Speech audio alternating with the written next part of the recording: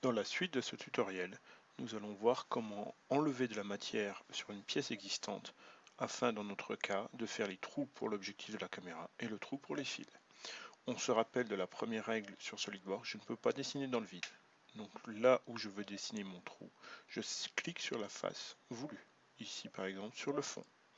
Afin de mieux voir, je vais orienter ma vue en vue de face.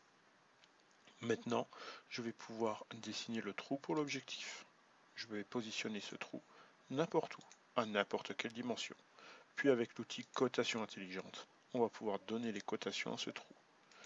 Je vais mettre une cotation un petit peu au hasard, à vous de voir en fonction des plans que vous avez.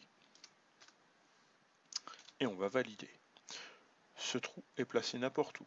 De la même façon, il va falloir le positionner. Je vais par exemple positionner le cercle par rapport à l'intérieur de la paroi, en cliquant d'abord sur le cercle puis sur la paroi. Et je vais positionner ma coque. Je vais mettre encore une valeur un petit peu au hasard.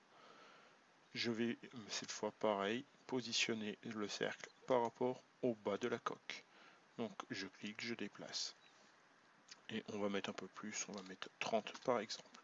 Si ces valeurs ne me conviennent pas, donc là je les ressors du dessin, si ces valeurs ne me conviennent pas, je peux double-cliquer dessus afin de les modifier. Donc là par exemple je vais à nouveau mettre 30. On voit que c'est peut-être un petit peu trop, donc on va le centrer. On va mettre 20.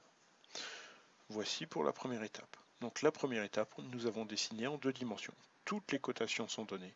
On va maintenant enlever du volume. Pour ça, avec une fonction, et on a une fonction enlever de la matière. Enlever de la matière sur quelle profondeur? On peut faire tourner la pièce pour voir ce que ça va donner.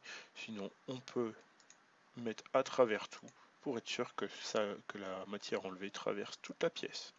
Et on va valider avec la coche verte. Voici. De la même façon, un peu plus rapidement, cette fois, on va faire un trou pour les fils, par exemple ici, qui aura une forme rectangulaire. Le problème, c'est que si on se positionne par rapport à cette vue, on ne verra rien. On va plutôt se placer ici. Dans les vues, il y a une vue pour recentrer face à nous la vue sélectionnée. Sur cette vue, on ne voit pas les arêtes masquées.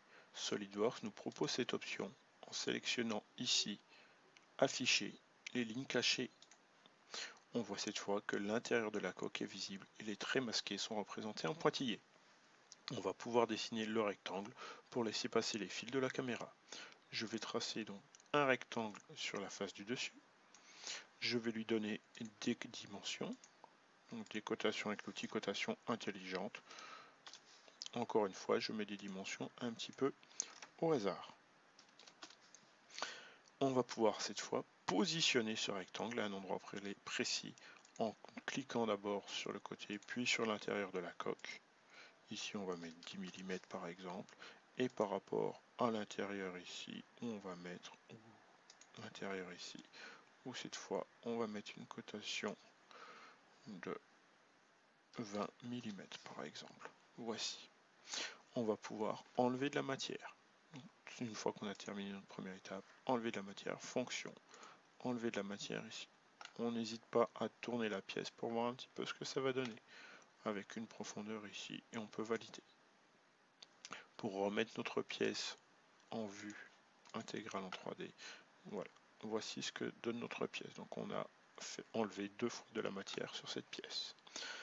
Nous nous reverrons dans la suite pour un autre tutoriel pour commencer à faire le couvercle de ce boîtier.